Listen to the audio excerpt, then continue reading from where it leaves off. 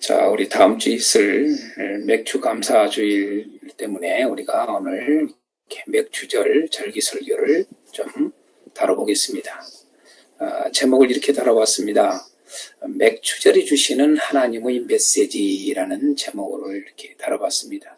여러분들이 이렇게 제목을 다뤄도 되고 또 다르게 제목을 다룰 수도 있습니다. 맥주절이 주시는 하나님의 메시지 그러거나 아니면 맥주절이 어떤 절기인가라고 하는 그걸 제목으로 달아도 뭐 큰 문제는 없습니다. 그러나 여러분들이 알아서 선택하시길 바랍니다. 오늘 맥주절이 주시는 하나님의 메시지입니다. 메시지. 여러분들이 이 설교를 들어가기 전에 뭐 예를 들어서 이제 뭐 맥주절의 유래 이런 것들을 다루고자 한다면은 그냥 바로 이게 들어가셔도 되고 맥주절의 어떤 유래가 어떻게 되는가 이런 걸 좀 들어가려면은 여러분 인터넷의 자료에 이렇게 들어가 보면은 나옵니다. 그러나 뭐 그렇게 큰 저기가 없습니다. 맥주절의 유래가. 그런데 참고로 여러분 한번 제가 한번 보여드리겠습니다.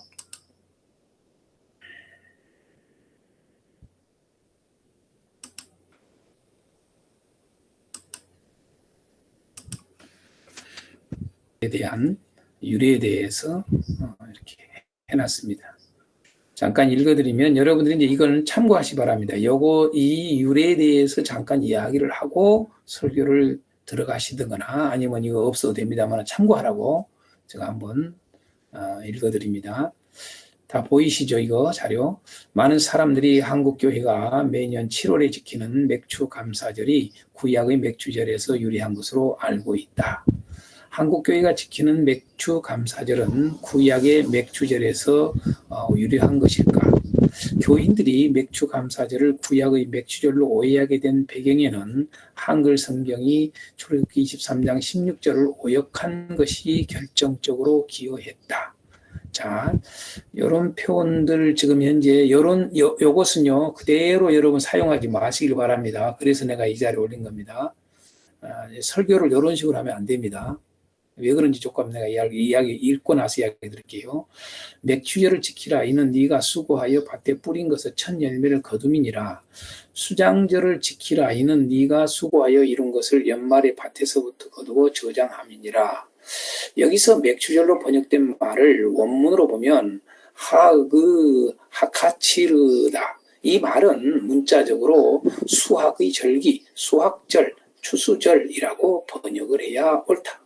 새 번역과 공동 번역에도 이를 동일하게 맥주절로 오역하고 있다. 그러나 대부분 영어 성경에서는 수학의 절기라고 번역하고 있다. 이런 오해를 낳은 또 다른 이유는 개역 개정판 출애굽기 34장 22절을 오역한 데 있다. 77절 곧 맥주의 초실절을 지키고 새말에는 수장절을 지키라. 여기에서 맥주의 초실절이라는 말이 잘못된 번역이다. 원문을 보면 밀의 초실절이라는 뜻이다.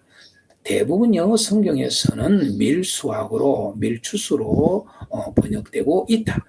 너희는 밀을 처음 거두러 드릴 때에는 77절을 지키고 새 번역에는 그렇게 되어 있고 밀 곡식을 처음 거두어 드릴 때에 추수절을 지켜라. 공동 번역에는 그렇게 되어 있다라고 이렇게 합니다. 한국교회가 지키는 맥주 감사절과 구약 시대의 77절을 연관시켜 생각하게 된 이유로는 한국어 성경의 잘못된 번역이 결정적인 것 같다. 또 수학 시기를 보더라도 한국의 맥주 감사절이 구약의 77절이 아니라는 사실을 분명하게 알 수 있다. 이스라엘 땅에서 77절의 수확에서 헌물로 드린 것은 보리가 아니라 밀이었다. 이스라엘 땅에서 보리 수확의 첫 열매를 드린 절기는 6월절 이후 첫 안식일 다음 날이었다. 77절이란 말도 바로 이날로부터 계산해서 정확히 7주간이 지난 안식일 다음 날 밀 추수한 것을 하나님께 드린 데서 유래했다. 사실 오순절이라는 말도 구약의 용어가 아니다. 이는 신약 성경에서 사용하는 말이다. 오순절은 정확히 6월절 다음 날인 안식일에서부터 계산해야 7주 후 안식일 다음 날에 하나님께서 밀수확을 드린 날과 일치한다. 오늘날 구약의 77절을 맥주감사절로 지키면 더 심각한 해석학적 문제가 생긴다. 이스라엘 3대 절기는 의식법에 속한다. 이는 그리스도께서 오심으로 완성되었고 문자적인 준수는 폐지되었다. 맥주절을 지키면 6월절과 초막절도 지켜야 할 것이다. 이는 심각한 해석학적 오류이다. 그렇다면 한국교회에서 맥주절을 지키는 풍습은 어디서 온 것일까? 이는 한국산이다. 한국에서는 보리 추수를 주로 6월 중순이나 말경에 한다. 보리 추수를 끝낸 이후 하나님께 수확의 감사를 드리는 절기로 지킨 것이 한국교회의 맥주감사절의 유래이다. 그래서 주로 7월 첫 주일을 맥주감사절로 지킨다. 물론 용어는 한국어 성경의 오역에서 빌려왔을 수도 있다. 11월에 있는 감사절이 청교들에 의해서 유래된 것과 같이 보리 농사를 짓던 한국인 문화에서 만들어져 지키게 된 절기가 한국교회의 맥주감사절일 것이다. 그러면 오늘날 맥주감사절을 어떻게 지켜야 할까? 추수감사절과 마찬가지로 맥주감사절도 농경문화에서 유래했다. 지금은 농촌 지역의 대부분 직장 생활이나 사업을 하기에 월 수입으로 살아가는 사회가 됐다. 11조나 감사금도 주로 월 단위로 하고 있다.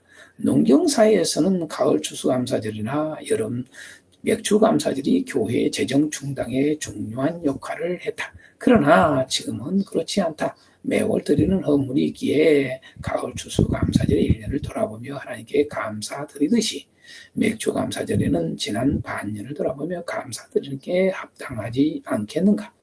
어떤 사람들은 헌금을 드리는 것 자체에 대해서 부정적인 생각을 갖고 있는데 이는 잘못된 생각이다. 네 마음이 있는 곳에 네 물질도 있다는 주님의 말씀을 잊지 마시라. 일부 교회는 돈이 많아 돈을 마구 쓰는 것이 문제이지만 80%에 가까운 교회들은 재정적 어려움을 겪고 있다. 성도들이 정성스럽게 드리는 헌물들이 하나님 나라를 위해 귀하게 사용되리라 믿는다. 구약시대 이스라엘 백성들이 3대 절기의 고아와 가압과 나그네와 레위를 기억하고 도왔듯이 맥주감사절이나 추수감사절에 사회 속의 빈자나 약자를 기억하는 것이 감사드리는 자에게 더욱 합당한 자세가 아니겠는가? 라고 이렇게 백석대 기독교학부 구약학 교수 김진규 교수가 쓴 것을 이렇게 칼럼을 올린 것 같습니다. 크리스천 투데이에서. 자, 지금 이제 제목이 맥주 감사절 유래는 이렇게 했잖아요. 그래서 했는데 여러분 이걸 그대로 이렇게 설교할 때 읽어드리면 안 됩니다. 왜 그러느냐? 잘못하면요, 여러분 이 맥주감사절에 대해서 어떻게 뭡니까? 안 좋은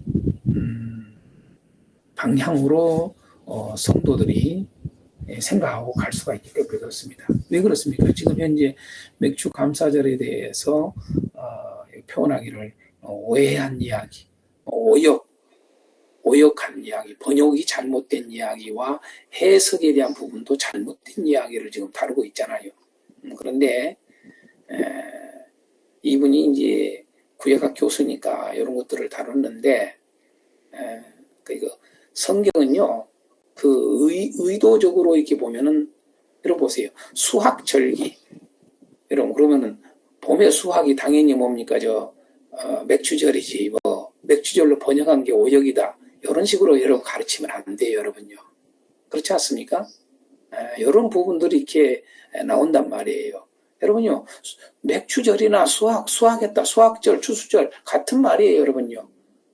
보리, 우리 한자로 보리 맥자라고 하는 보리가 주적이니까 보리인데, 자, 히브리는 밀이나 보리나 여러분요, 같은 여러분요, 과에 같은 과. 그래서 같은 과라는 걸 우리가 알고, 여러분 이것 가지고 막 이렇게 이건 잘못된 것이니 원문에 이렇다는 이런 식으로 설교를 하면 안 되는 거예요. 아시겠죠? 그래서 이것을 제가 읽어드렸던 겁니다. 이런 부분들은 이렇게 그대로 발치를 해서 뭐 맥주 감사절에 대한 유래에 대해서 여러분들이 설명한다고 그대로 그냥 이걸 갖다가 써버릴 수가 있을까 봐서 제가 이런 것들은 그렇게 사용하지 말라고 이런 걸 딱 해서 요약을 해서 걸러낼 건 걸러내고 딱 쓸 것만 쓰는 여러분들 그렇게 되기를 바랍니다. 이 해석학에 대한 문제도 번역의 문제도 이렇게 지금 문제를 일으켰는데 굳이 그렇게 문제 일으킬 게 없습니다. 여러분 또 여기 보십시오. 출애굽기서에 대한 것도 또 번역 잘못했다고 이야기하는 게 맥주의 초실절이라는 말을 했는데 원문에는 미래 초실절이라. 여러분요 이렇게 이런 식으로 따지면 안 돼요, 여러분요. 예? 보리의 초실절이나 미래 초실절이나 여러분요 같이 쓸 수 있는 걸 우리가 알아야 됩니다. 우리 입장에서 이거 쓸 때 이거 썼다고 해서 꼭 미래 추수로 왜 안 썼냐고 따지면 안 돼요, 여러분요. 예? 아시겠죠? 우리가 맥주도 여러분, 뭐 맥주라고 하는 맥자도 여러분요, 뭡니까? 여러분 보리로만 해요? 밀로 해요, 밀로요, 여러분요. 밀로 여러분요 그 술을 만들어서 맥주라고 그래요. 그러니까 보리나 밀은 같이 쓰는 거예요. 그래서 이런 식으로 이렇게 오역했다고 자꾸 이런 번역 잘못됐다고 막 이런 식으로 쓰면 안 된다는 걸 여러분들에게 가르쳐 드립니다. 그 다음에 해석학에 대한 부분들도 이거 참 뭐라고 그럴까 심각한 해석학적 뭐 오류다 뭐 이런 식으로 했습니다만은 이분도 결국 설명 보면은 여러분요 맥주절에 대한 해석학을 잘 모르고 있는 거예요. 그러면서 이런 식으로 해버리면 안 되는 거거든요, 이게. 그러니까 다만 결국은 뭡니까? 지금 현재 이 유래는 뭡니까? 우리가 이렇게 알아야 되죠. 이런 식으로 하는 것보다는 차라리 이런 식으로 하는 것보다는 혹시 이런 걸 발췌해서 내가 이거 안 보여주려다가 지금 보여줍니다만은 이런 식으로 하는 것보다는 다른 걸 제가 하나 보여드릴게요.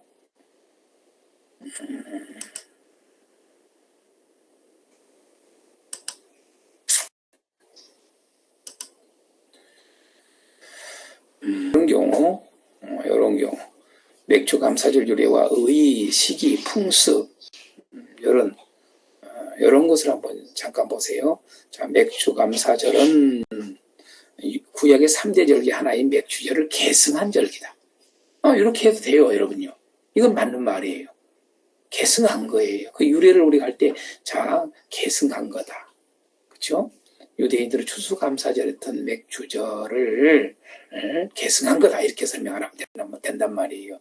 맥주절은 관련 명칭 중 가장 오래된 것이며 후대에는 일반적으로 77절, 5술절 등으로도 불리워졌다. 이렇게 여러분요. 아주 이렇게 정리 이렇게 잘 되는 거죠. 그 정도로 이렇게 해놓으시고 너무 또 자세히 할 필요가 없어요, 여러분요. 이 정도로 이렇게 해놓으시고 이 맥주절은 한 해의 수확을 끝낸 기쁨 속에서 그 수확을 가능케 해주신 하나님께 기뻐하며 감사를 드린 축제였다. 동시에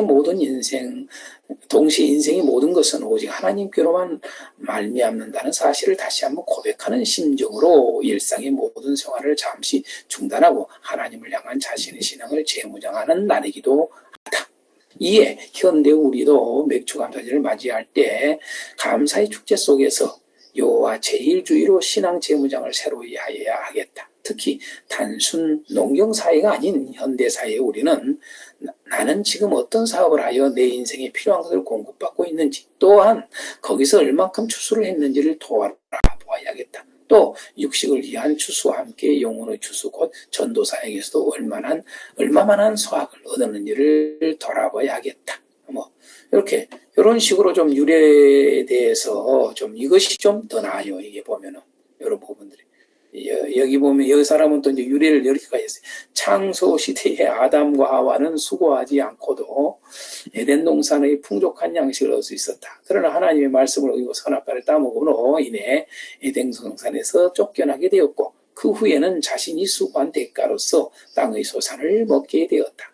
인류가 씨를 뿌리고 수고함으로 수확을 얻고 그로 인하여 하나님께 감사제를 드린 것은 아담과 하와의 직속 자손인 가인과 아벨의 제사 기사에도 찾아볼 수 있다. 이때 가인은 땅에서 얻은 곡물을, 아벨은 양의 첫 새끼를 하나님께 바치는 제사를 드렸다. 이를 통해서도 알 수 있듯이 추수한 산물과 그것을 주신 이에게 감사하는 풍습은 아주 오래전부터 인류에게 있어 왔던 일이다. 그러나 이런 감사제가 하나의 절기로 자리를 잡은 것은 오랜 시간이 흐른 후였다. 그러면서 이제 유대인을 출애굽하여 가나안 땅에 정착한 이후에 곡물 추수 감사제를 맥주제라고 하여 하나의 절기로 기념하게 되었다. 애굽을 떠나 40년 동안을 광야에서 방황하던 이스라엘 백성들이 약속의 땅 가나안에 정착하여 그 땅의 소산을 먹게 된 것은 그들을 돌보신 하나님의 전적인 은혜였다. 이에 이스라엘 백성들은 가나안 땅에서 거둔 곡물의 처음 것을 감사함으로 하나님께 드렸다.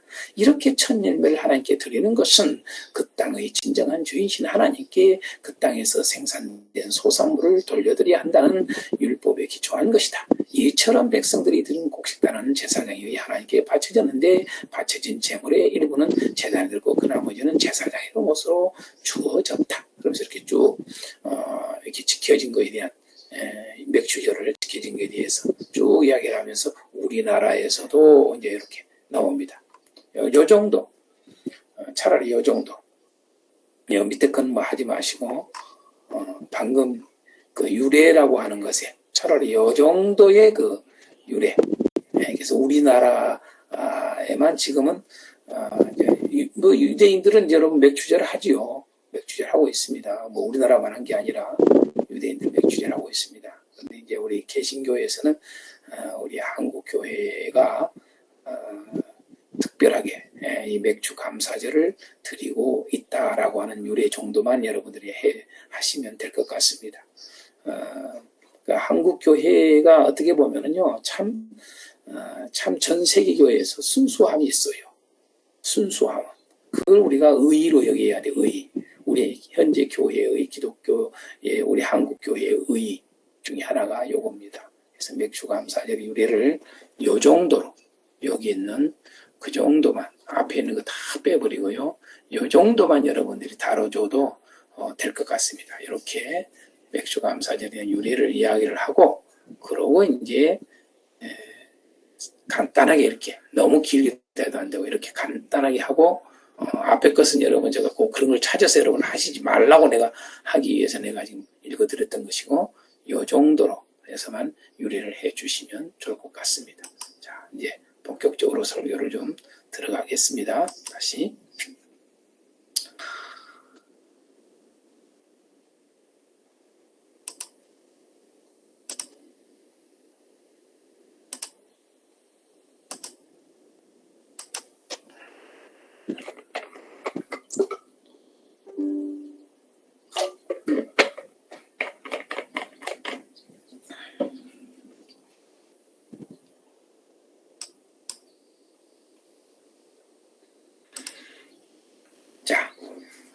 맥주제를 주시는 하나님의 메시지가 제목이다라고 했습니다. 그래서 이 성경의 근거를 우리가 이렇게 찾아보시길 바랍니다. 출애굽기서 34장 22절, 레위기서 23장 15절에서 22절, 그 다음에 민수기서 28장 26절, 그 다음에 신명기 19장 9절서부터 12절, 그 다음에 사도행전 2장 전체 이렇게 꼭 읽어보세요. 전체를.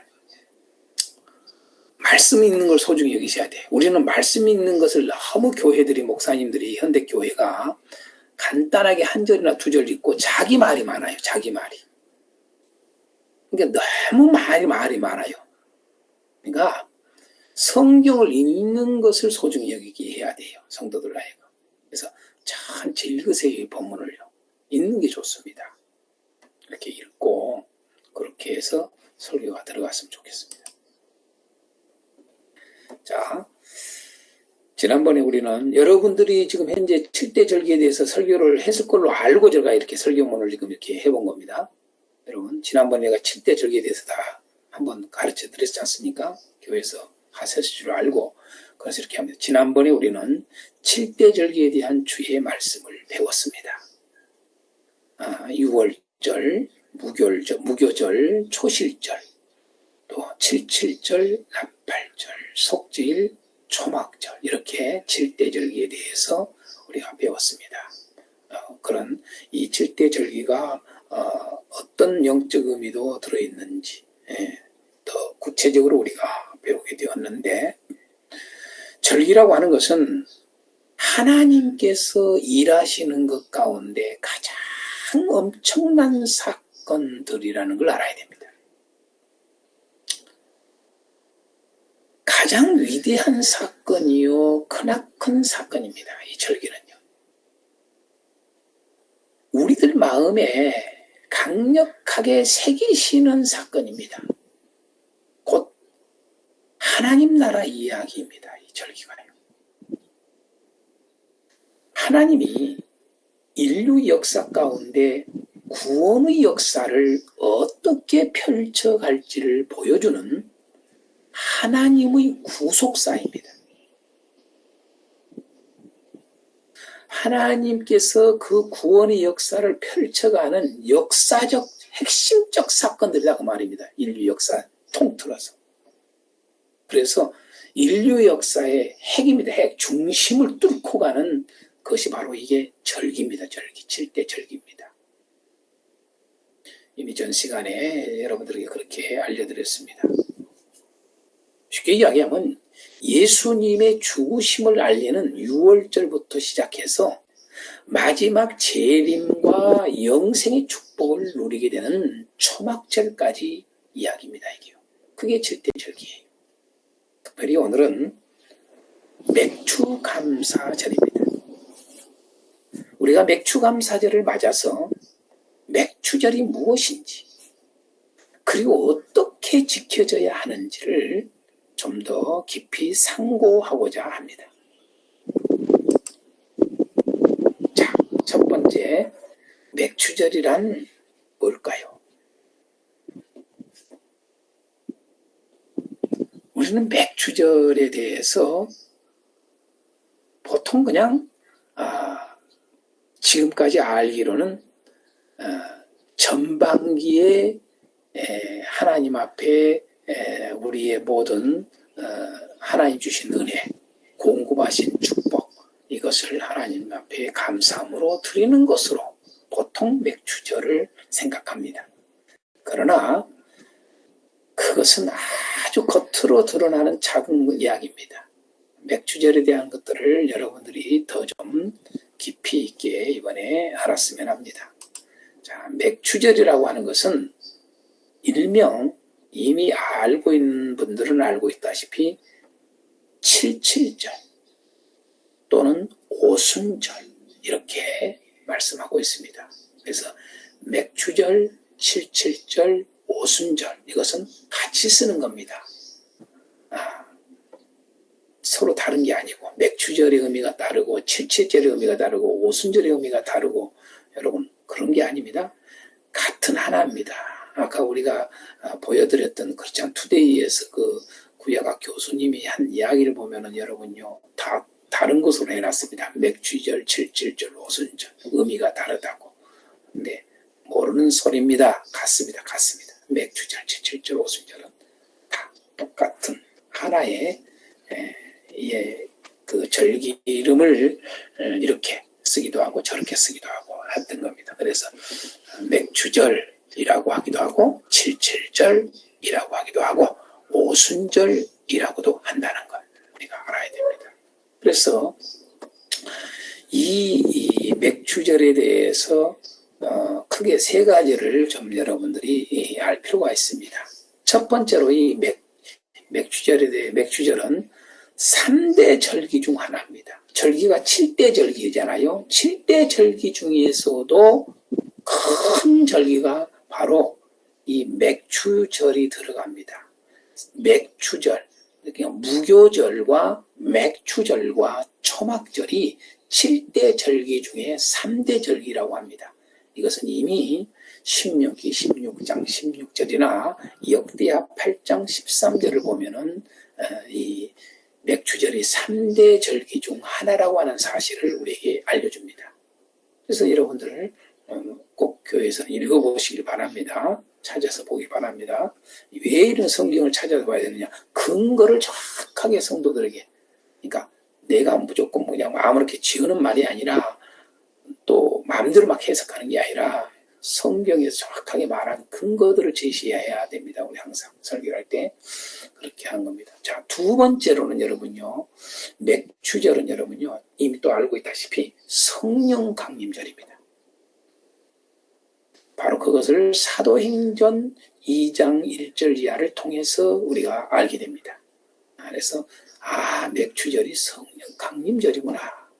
우리는 맥추절 따로 하고 또 오순절이 다른 건 줄 알고 또 성령 강림절 따로 이렇게 우리 한국 교회는 지키고 있는데 사실 그게 엄밀히 말하면 성경적으로는 맞지 않습니다.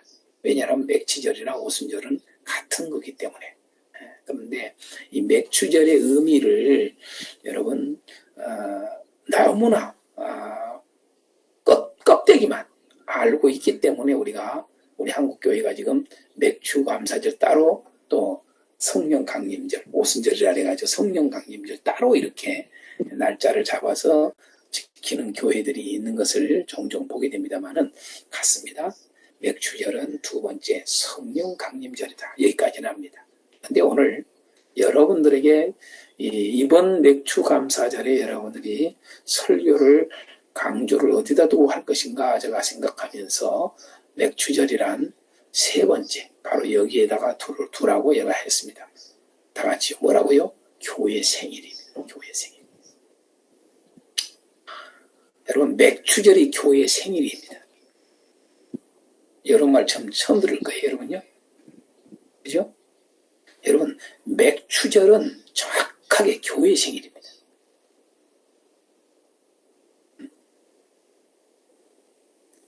맥추절은 단순히 보리 밀을 수확을 해서 하나님께 감사합니다 드리는 절기가 아니라 사실은 여러분요, 그때에 그것을 드리는 깊은 의미가 들어있는 겁니다. 이게 맥추절이. 농사 지어서 하나님 감사합니다. 이 개념으로 해서 여러분 맥추절을 한 게 아니거든요. 그러면 하나님의 그 절기를 모르는 겁니다. 그건.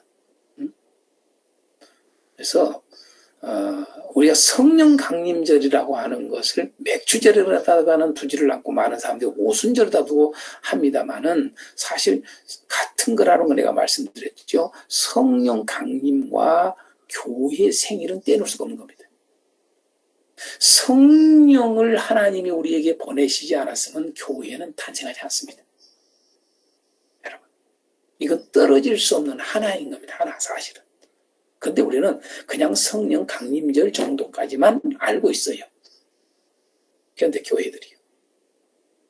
그래서 여러분들에게 맥추절의 의미를 정확하게 더 확대해서 알라고 말씀드리고자 하는 게 바로 오늘 핵심이 맥추절은 교회 생일이라는 것. 여기에 여러분들에게 방점을 찍고자 하는 것입니다. 그래서 제목을 여러분 맥추절은 교회 생일입니다. 이렇게 해도 되는 겁니다. 아시겠습니까? 맥추절은 교회 생일입니다. 교회가 탄생하는 것이 바로 교회 여러분요.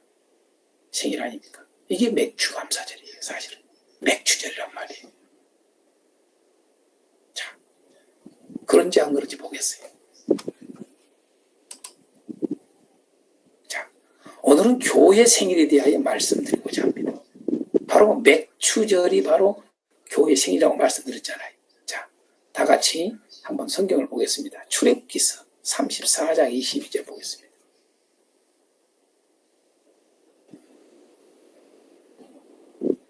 출애굽기서 34장 22절 보겠습니다. 찾아보세요.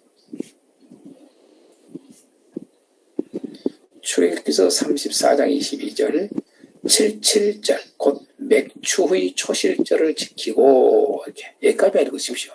뒤에는 여러분 수장절에 대한 이야기니까 수장절 곧 초막절에 대한 장막절에 대한 이야기입니다. 그렇기 때문에 상반절까지만 읽으셔야 됩니다. 77절 곧 맥추의 초실절을 지키고. 자, 그 다음 민수기서를 보겠습니다. 민수기서 28장 26절을 보겠습니다. 28장 26절 7.7절 처음 익은 열매를 드리는 날에 너희가 여호와께 소제를 드릴 때에도 성의로 모일 것이요 아무 일도 하지 말 것이며. 자, 이 정도만 보겠습니다. 자, 신명기 그 다음 16장 9절 보겠습니다. 16장 9절.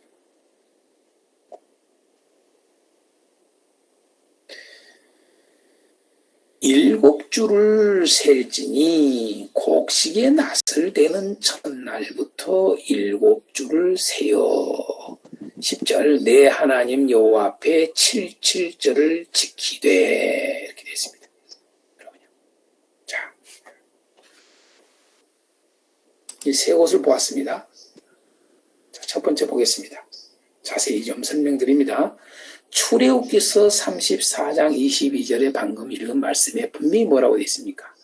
7.7절 곧 맥추 후의 초실절 이렇게 되어 있습니다. 자, 이 말은 무슨 말이냐? 7.7절이 곧 맥추절이다라는 말이에요. 여러분, 7.7절 곧 맥추절 이 말이에요. 아셨습니까? 7.7절 곧 맥추절 같은 말이라 이 말이에요. 그런데 이 맥추절 7.7절 곧 맥추절을 왜 맥추의 초실절이라고 지금 강조하고 있잖아요. 특별히 맥추절 그래도 되거든요. 그런데 특별히 맥추의 초실절이라고 특별히 강조하고 있단 말이에요. 이것이 바로 교회 탄생 곧 교회 생일을 알리는 말씀이라는 걸 알아야 됩니다. 이해가 가신가요? 맥추의 초실절. 이게 교회 탄생이라고 해요. 왜 교회 탄생 곧 교회 생일을 알리는 말씀이라고 할까요? 여러분 초실절 그러면 여러분 알아요. 초실이라는 말이 뭔 말이에요? 첫 열매란 말이죠. 그러면 맥추의 첫 열매 그 말이거든요. 이건요. 그냥 첫 열매가 아니라 맥추의 첫 열매예요. 이걸 꼭 기억하십시오. 자, 그 다음 여러분 민수기서를 보겠어요. 민수기서의 방금 우리 28장 26절에는 분명히 앞에서 출애굽기서는 여러분 맥추의 초실이라는 말이에요. 맥추의 초실이겠어요. 그런데 민수기서 28장 26절에는요. 7.7절 처음 익은 열매를 드리는 날이라고 좀 더 구체적으로 써놨어요. 그렇죠? 처음 익은 열매를 드리는 날. 자, 그러니까 첫 열매를 드리는 날이다 그 말이에요. 첫 열매를 드리는 날. 자, 맥추절 곧 7.7절 7.7절은 곧 맥추절이다. 근데 그 맥추가 뭐예요? 처음 익은 열매를 드리는 날. 이겁니다. 그래서 첫 열매 드리는 날이다 그 말이에요.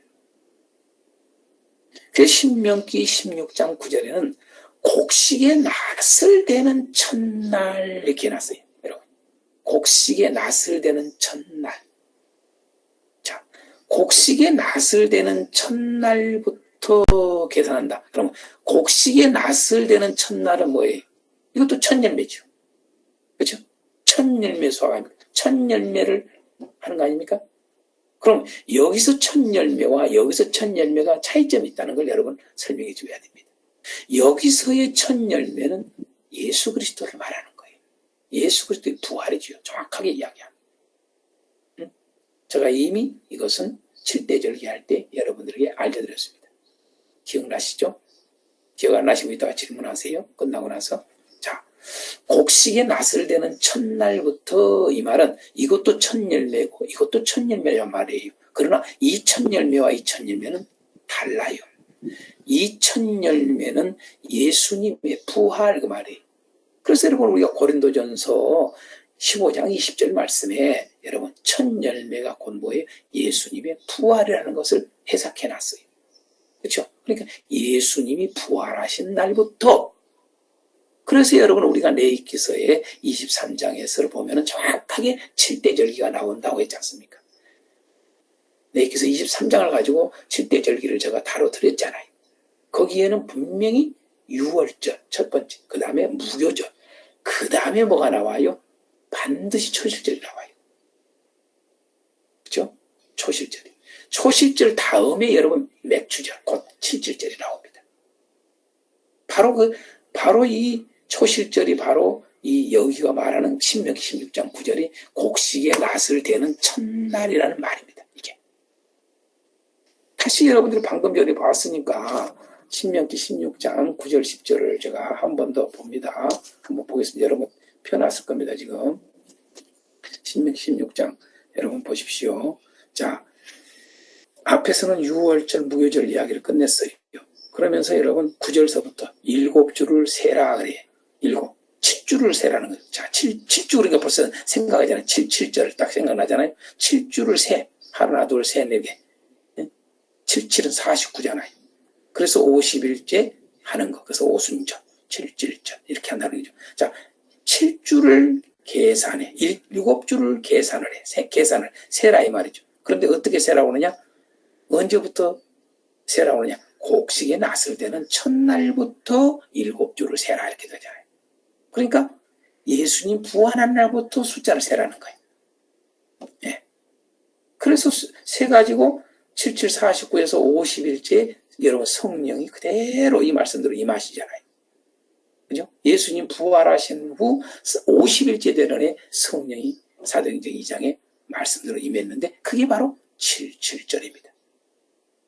아시겠죠? 그래서 예수님이 부활한 날도 첫 열매가 드린 것이고, 여러분, 예수님이 첫 열매가 되고, 그 다음에 77절도 첫 열매라고 그러지만 이것은 어떤 첫 열매? 맥주의 첫 열매라 아까 그랬잖아요. 맥주의 초실 그러잖아요. 그래서 민수께서는 그 첫 열매 이렇게 했잖아요. 맥주의 첫 열매 그 말이에요. 처음 익은 열매를 드리는 날. 바로 뭡니까? 여러분 똑같이 첫 열매가 드려지는 날인데 16장 9절에 여기서 곡식이 났을 때는 첫날이라는 말은 초실절 말 그대로 예수님의 부활을 말하는 것이고 바로 이 77절 곧 맥주절의 말은 처음 익은 열매를 드리는 날인데 바로 이 첫 열매는 교회가 처음 탄생하는 것을 말하는 겁니다. 아시겠습니까? 이걸 여러분 구분하셔야 돼요. 이걸 많은 사람들이 몰라요. 이는 너무 쉬운 데에 숨어 있단 말이에요. 이게. 교회의 열매입니다. 교회의 탄생입니다. 교회가 딱 하나님께 생겨서 드려지는 거예요. 이게 여러분 맥주절입니다. 자, 좀 더 제가 이렇게 해놨죠. 성경의 초실 곧 첫 열매는 성경의 초실에 대해서 이야기를 다뤄요. 곧 첫 열매에 대해서 다뤄요. 그런데 그 첫 열매는 예수님의 부활을 말하고 있어요. 그런데 여기에만 말한 게 아니라 또 교회가 처음 생긴 날을 뜻하기도 하는 거예요. 그게 여러분 첫 열매예요. 첫 열매를 드리는 날 그 말이에요. 성령이 잉태한 아주 중요한 거 제가 다룹니다. 성령이 잉태한 위대한 사건이 있어요. 성령이 잉태한 위대한 사건은 첫째가 예수님의 탄생이에요. 예수님의 탄생이 성령이 잉태한 사건입니다. 그런데요, 그 다음이 예수님의 부활도 성령이 잉태한 사건입니다, 여러분. 새롭게 태어나잖아요. 부활은 여러분요, 신령한 몸으로 다시 나오는 거거든요, 완전히. 이 성령이 잉태한 사건입니다. 여러분, 부활도 성령이 하셨다라고 성경은 기록되어 있죠. 성령. 자, 예수님의 탄생도 성령이 잉태한 사건입니다. 그런데 보세요. 그 다음이 성령이 잉태한 위대한 사건 중에 중요한 게 뭐냐? 교회의 탄생입니다. 놀랍죠? 우리가 태어난 날이에요. 성령이 잉태한 사건이 교회가 탄생하는 것. 교회의 생일은 바로 성령이 잉태한 위대한 사건이라는 걸 알아야 돼. 오늘이 바로 우리가 태어난 생일인 것입니다. 이것이 바로 맥주절입니다. 그러면서 여러분 한번 노래도 불러보라고. 생일 축하합니다. 생일 축하합니다. 사랑하는 교회에 생일 축하합니다. 자, 다 같이 한번 박수 치면서 한번 하겠습니다. 생일 축하합니다. 생일 축하합니다. 사랑하는 교회에 생일 축하합니다. 이래야 새겨지지요. 야, 맥주절이 교회 생일이구나. 응? 우리 생일이구나. 여러분, 이렇게 달라져요. 차원이, 수준이 있잖아요. 자, 맥주절이란 교회 생일이다. 교회 탄생이다. 교회가 태어나서 하나님께 드려진 날이다. 그게 맥주절입니다. 자, 그러면 이제 어떻게 그러면 이 맥주절을 지켜야 할까요? 자, 이 말을 다른 말로 말하면 어떻게 우리의 열매를 드려야 할 거야? 그 말입니다. 자, 나중에 이제 추수감사절 또 설교 때 이 열매에 대한 부분을 제가 좀 많이 좀 다뤄드리겠습니다. 아주 중요한 왜 이런 열매로 이야기를 했는가 하는 것도 다루겠습니다. 자, 어쨌든 여기서는 어떻게 지켜야 할까? 이게 아주 핵심입니다. 실천사항입니다. 오늘 우리 교회들이 아주 이걸 맥주절을 통해서 우리가 오늘날 교회들이 어떻게 해야 되겠는가 이 말입니다, 여러분. 이게 핵심이에요. 자, 맥주절이 이제 뭔 줄 알았잖아요. 교회 탄생이, 교회 생일이에요. 여러분, 교회 생일. 여러분, 생일을 어떻게 지킵니까? 여러분 생일을 어떻게 지킵니까? 여러분 자녀들, 여러분 손주들, 여러분 생일 어떻게 합니까? 지킵니까? 네? 여러분 생일날 여러분 우십니까? 여러분 생일날 싸웁니까? 짜증냅니까? 그냥 생일날 그냥 가만히 지내버립니까? 여러분 당연히 기뻐하지 않습니까? 그뿐입니까? 들떠서 막 준비하고 선물도 하고 주고 또 함께 즐거워하고 막 그러지 않습니까? 그게 생일 아닙니까? 바로 교회의 생일도 마찬가지입니다. 오늘이 교회 생일입니다. 그럼 어떻게 해야 하는지, 하나님께서 뭐라고 말씀하시는지 우리 다 같이 한번 또 더 보겠습니다. 이렇게 해서 설교를 들어가면 된다고 말입니다. 자, 첫 번째로 힘을 다해 애물을 드릴 것. 우리가 맥주 감사절은 교회 생일이라는 걸 알았습니다. 그러면 이 교회 생일을 어떻게 해야 되는가? 우리가 생일을 그렇게 하듯이 첫 번째로 하나님은 우리에게 말씀하십니다. 힘을 다해서 예물을 드려라. 여러분, 신명기 16장 10절을 한번 보겠습니다.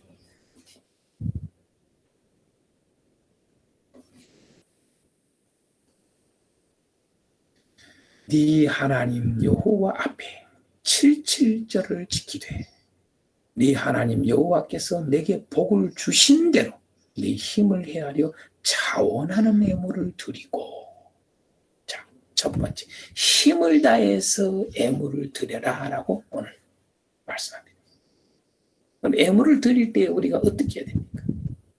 애물을 드릴 때 두 가지를 이야기를 하고 있습니다. 복을 주신 대로 드리라고 해요. 복을 주신 대로. 그러니까 힘을 다한다는 말과 복을 주신다는 말과는 일치하죠. 그러니까 힘을 다한다는 말은 하나님이 나에게 주신 선에서 최선을 다해서 드린다 그 말이에요. 그러니까 우리가 이 맥주제를 드릴 때에는 딱 정해놓고 얼마 이게 아니라고 말입니다. 하나님이 복 주신 대로. A라는 사람은 10,000원의 복을 줬어. B라는 사람은 50,000원의 복을 줬어. C라는 사람은 100,000원의 복을 줬어. 어떤 사람이 1억의 복을 줬어. 여러분요, 그 선 안에서, 그 선 안에서 힘을 다하라는 거예요. 응? 이거 얼마나 하나님 공평합니까? 그러니까 복을 주시지 않고 하나님은 아무것도 주시지 않고 여러분 애물 드리라고 하지 않습니다. 다 주십니다. 이 모양 저 모양으로 크게 작게 다 주시지 않습니까? 그 주신 선에서 최선을 다하는 겁니다. 오늘 이 맥주절에 우리가 그런 자세로 우리가 태어난 이 기쁨, 성령께서 우리를 태어나게 하신 이 놀라운 첫 번째 사건, 이게 맥주감사절이에요. 참 우리는 교회에 대한 탄생의 이 영광스러움을 우리가 몰라요. 이게 맥주절입니다, 사실.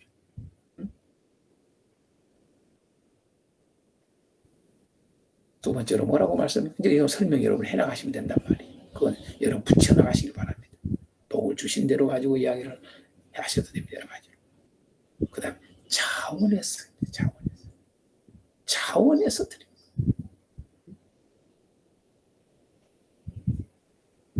억지로가 아니라, 강제도 아니라, 스스로 원해서, 스스로 기쁜 마음으로, 스스로 감사한 마음으로.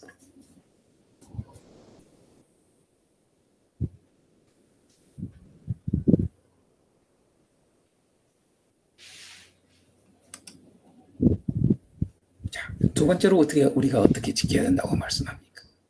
모두가 즐거운 날이 되라 이거죠. 모두가.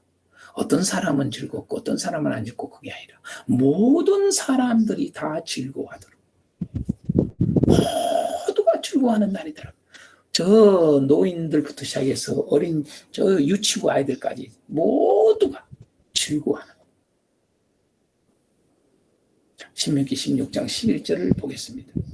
너와 네 자녀와 노비와 네 성중에 있는 내 인과 너희 중에 있는 객과 고아와 과부가 함께 그러잖아요. 그렇죠? 상반절까지만 이렇게 보시기 바랍니다. 과부. 모든 계층이 함께 하라는 거죠. 남녀노소를 막론하고 잘 사는 사람 못 사는 막론하고 모든 이들이 함께 객도 고아도 과부도 모든 계층들이 다 함께 즐거워하는, 있는 자만 즐거워하는 게 아니라 모든 자가 즐거워하는 그런 날이 되라는 거예요. 참 이 교회라고 하는 의미를 잘 보여주는 사건들입니다. 이게 지금 사실은 이 지키는 걸 보면요.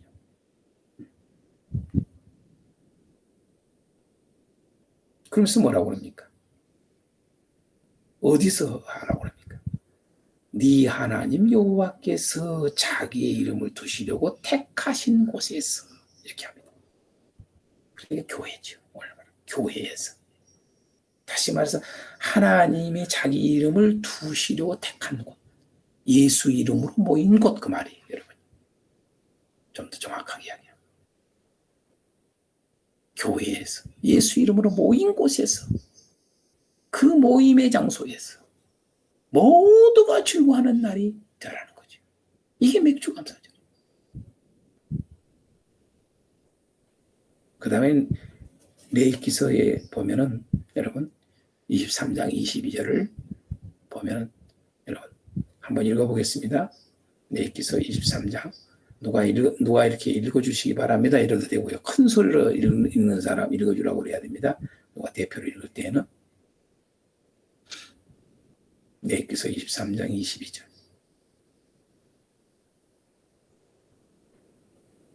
너희 땅의 곡물을 벨 때에, 다시 말해서 지금 추수할 때 그 말이죠. 반 모퉁이까지 다 베지 말며 떨어진 것을 줍지 말고 그것을 가난한 자와 거류민을 위하여 남겨두라. 자, 이게 지금 현재 이 맥추절에 지켜야 될 것 중에 하나를 또 이렇게 22대기서는 말하고 있습니다. 다시 말해 소외된 자들을 생각을 하라는 거예요. 소외된 자에 대해서.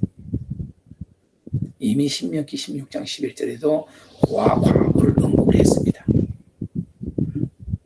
소외된 자를 꼭 생각을 하라. 그들을 생각하고 같이 즐거워할 수 있는, 모두가 즐거워할 수 있는 날이 되도록. 그게 맥주감사절에 꼭 해야 될 일이다 라고 지금 알려줍니다. 자, 세 번째로 보겠습니다. 옛날에 종으로 살았던 것을 기억하라는 겁니다. 신명기 16장 12절에 보면은 분명히 그 말씀이 나오죠. 신명기 16장 12절에 보면은 나옵니다. 너는 애굽에서 종되었던 것을 기억하고, 이렇게 나옵니다. 이 규례를 지켜 행할지니라. 그러니까 옛날에 종으로 살았던 것을 기억하라는 거예요. 이 맥주절을 지킬 때는. 다시 말해서 뭐예요? 애굽에서 종되었던 것을 기억한다. 애굽에서 종되었다는 말이 무슨 말이에요? 내가 오늘 말하면 자, 세상의 종으로 살았던 것. 그러니까 교회라고 하는 것은 뭐예요? 세상의 종에서 자유한 거예요. 그게 교회 탄생이에요.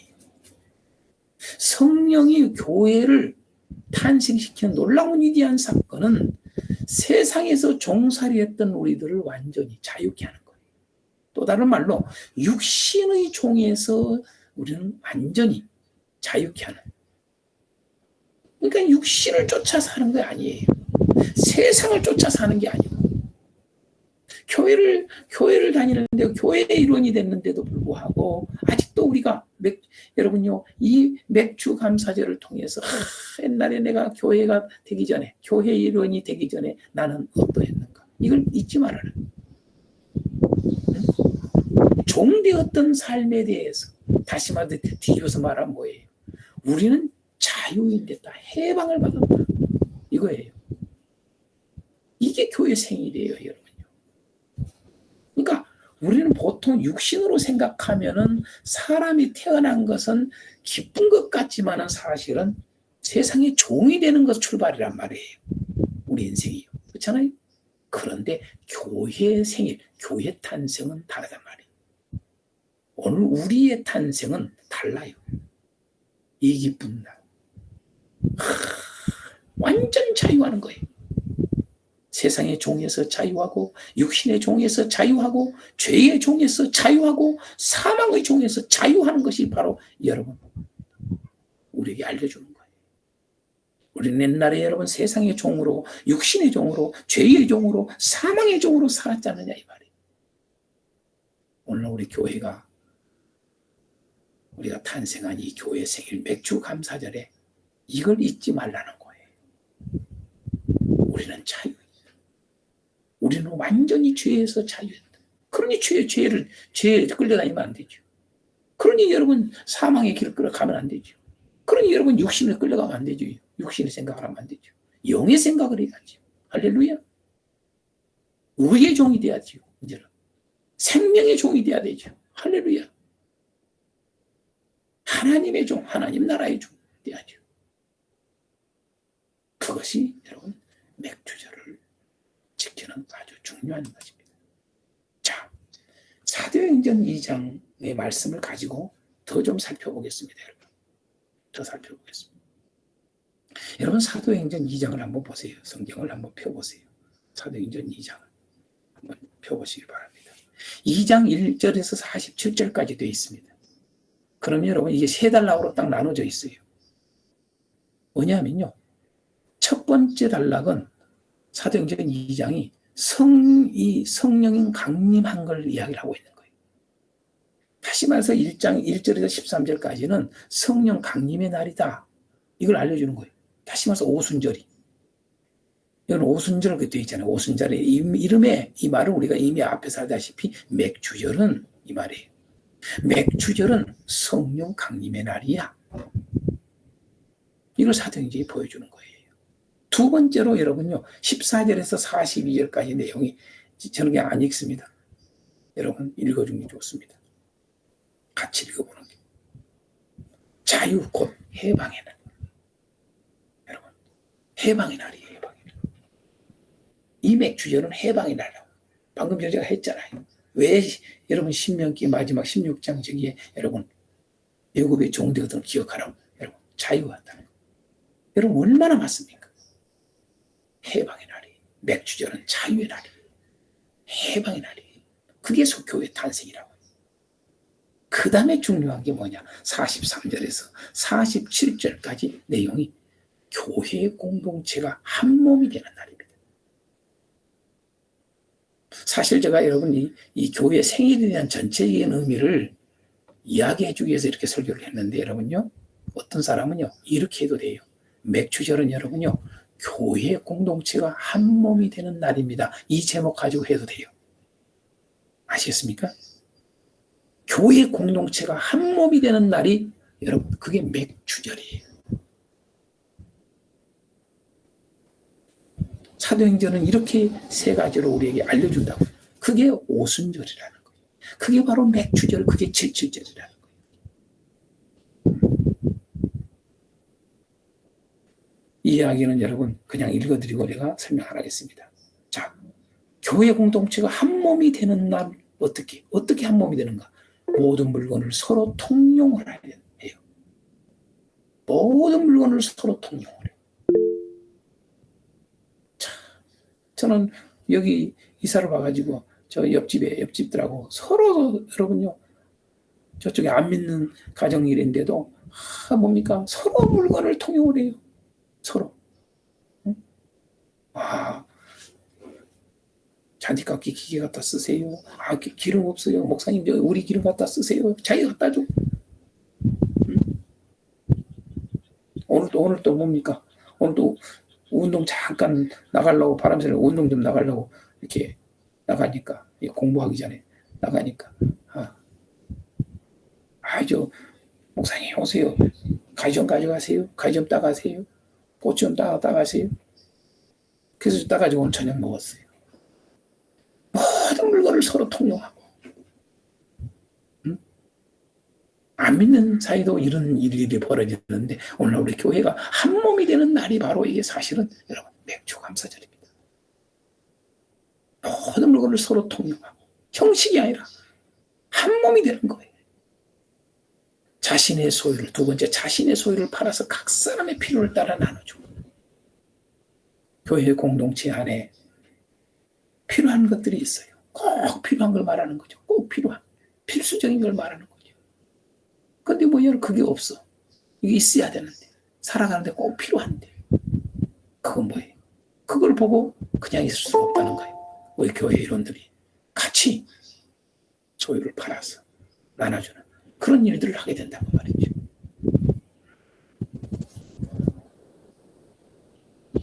자, 세 번째로 날마다 마음을 같이하여 성전의 모의를 힘쓴다.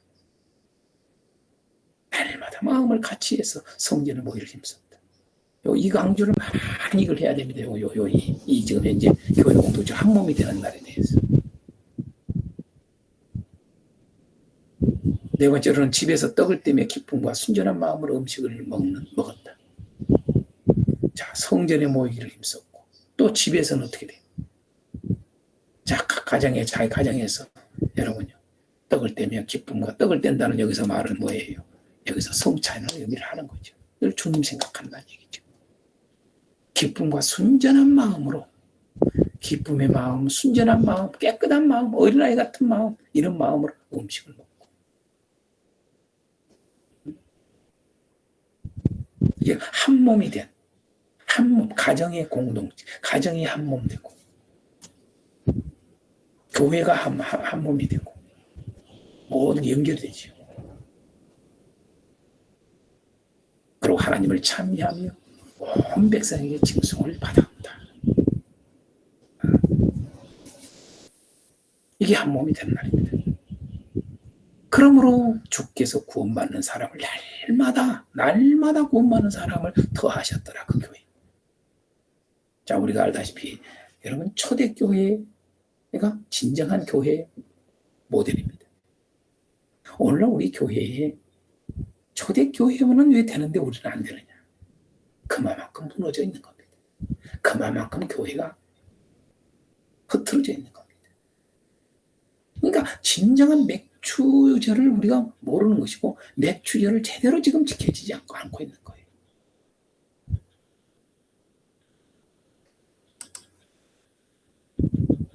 자, 결론을 맺겠습니다.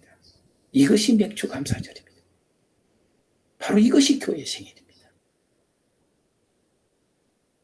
이제부터 이렇게 지켜지는 맥추감사절이 돼야 합니다. 아멘입니까? 초대교회는 사도의 가르침을 받아서 그대로 순종했다고 기록되어 있습니다. 여러분, 이 말씀대로 행하는 교회가 진정한 주님의 교회인 것입니다. 이대로 행하는 모든 교회들이 되기를 축복합니다. 이번 돌아오는 주일날 여러분 못할 것 같으면은 다음부터라도 이렇게 합시다라고 우리가 한번 그대로 실행을 합시다. 중요한 것은 설교를 했는데 실행이 안 되면 그건 설교가 아니란 말이에요. 실행을 그대로 한번 해봅시다, 우리 교회가. 이렇게 해보란 말이에요. 우리가 생일잔치 하듯이 한번 해보자, 이렇게 하자, 이 말이에요. 이런 것들이 필요하단 말이에요. 그게 맥추감사절의 진정히 지키는 거죠. 그대로 해보는 거예요. 아니면 돌아온 주일 7월 첫 주니까 여러분 성도들에게 오늘 본문의 말씀을 미리 읽고 묵상을 해오도록 여러분 미리 이번 주일에 주시기 바래요. 이번 주일에 다음 주 맥추감사절에 말씀을 우리가 잘 제대로 하나님 말씀대로 드려지는 그런 지켜지는 그런 날이 되기 위해서 성경 구절만 딱 줘가지고 이 말씀을 읽고 또 묵상하고 그러고 오시기 바랍니다. 그렇게 하시기 바래요. 그러고 이렇게 설교를 해나가시면 훨씬 쉽죠. 그대로 한번 우리 해봅시다. 순종해봅시다. 지켜봅시다. 라고 여러분 하시면 좋을 것 같습니다. 내 설교식으로 한 게 아니라 여러분들 지금 설명 어떻게 설교할 것인가 라고 하는 쪽으로 좀 제가 했습니다.